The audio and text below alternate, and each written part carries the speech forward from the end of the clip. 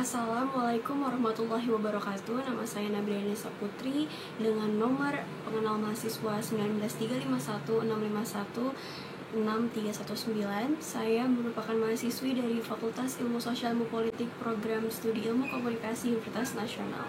Pada kesempatan video kali ini saya akan mencoba untuk membahas seputar effective communication. Yuk kita mulai ke materinya. Oke, jadi mari sekarang kita bahas sebenarnya apa sih effective communication atau apa sih komunikasi efektif itu. Jadi komunikasi efektif itu bertujuan agar komunikan atau sang penerima pesan dapat menerima pesan, dapat memahami dan juga dapat mengerti pesan yang diberikan oleh sang komunikator atau sang pemberi pesan tersebut. Tentunya di antara kalian banyak yang bertanya, dapat diketahui dari mana sih bukti dari sebuah komunikasi efektif itu?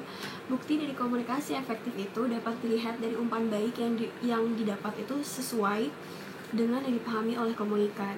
Salah satu contoh buktinya itu dapat berupa perilaku maupun sikap yang diberikan oleh komunikan tersebut. Nah, untuk menjelaskan penjelasan yang lebih lanjut, jadi setelah ini saya akan mencoba menjelaskan terkait dengan dua jenis pola yang terdapat di dalam komunikasi efektif ini. Jadi teman-teman, di pola komunikasi efektif ini terdapat dua pola, yaitu yang pertama ada pola komunikasi efektif yang negatif, dan yang kedua ada pola komunikasi efektif yang positif. Dan setelah ini saya akan mencoba membahasnya satu persatu. Yuk, kita ke video berikutnya. Jadi, pertama-tama saya akan membahas terkait dengan pola komunikasi efektif yang negatif. Jadi, ada dua pola di komunikasi efektif negatif itu sendiri. Yang pertama itu pola yang berwujud pada sikap deflecting, di mana pada pola komunikasi ini, seseorang cenderung lebih mengedepankan untuk menceritakan tentang dirinya sendiri.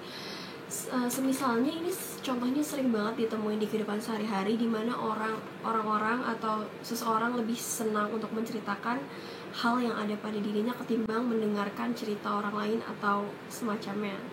Pada pola komunikasi efektif negatif yang kedua ada pola yang berbentuk advising, di mana pada pola ini tuh cenderung memaksakan pendapat dan cenderung tidak terbukanya komunikasi yang terbuka antara satu dengan yang lainnya. Jadi kesimpulannya di kedua pola komunikasi negatif ini tuh sudah jelas terlihat bahwa tidak bisa didapat sebuah komunikasi yang efektif karena komunikasi yang terjalin di antara satu dengan yang lainnya itu terjalin cukup tidak produktif.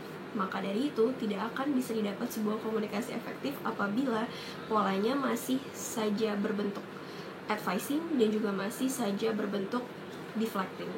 Seperti itu. Kemudian selanjutnya saya akan membahas terkait dengan pola komunikasi efektif yang positif yang juga terbagi atas dua pola. Yang pertama saya akan membahas pola yang berwujud probing, di mana pola ini lebih berwujud kepada seseorang dapat mengekspresikan rasa perhatian seseorang tersebut terhadap apa yang kita dengar. Jadi akan muncul melalui pertanyaan yang lebih lanjut dengan adanya pola probing ini. Jadi dengan adanya pola probing ini cenderung akan dapat mendorong seseorang yang satu dengan yang lainnya untuk mendapat sebuah komunikasi yang lebih produktif dan juga efektif. Kemudian pola komunikasi efektif positif yang kedua itu ada reflecting, di mana pada pola ini seseorang atau diri kita cenderung dapat mengekspresikan empati diri kita tersebut terhadap situasi dari pembicara kita.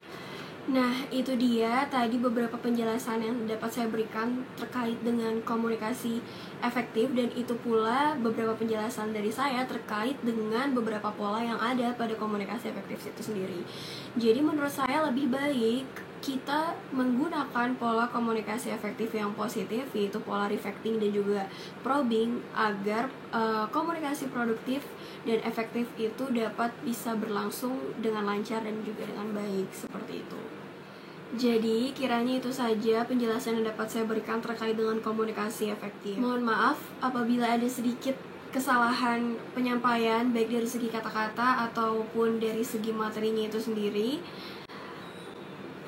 Sampai ketemu di video selanjutnya. Wassalamualaikum warahmatullahi wabarakatuh.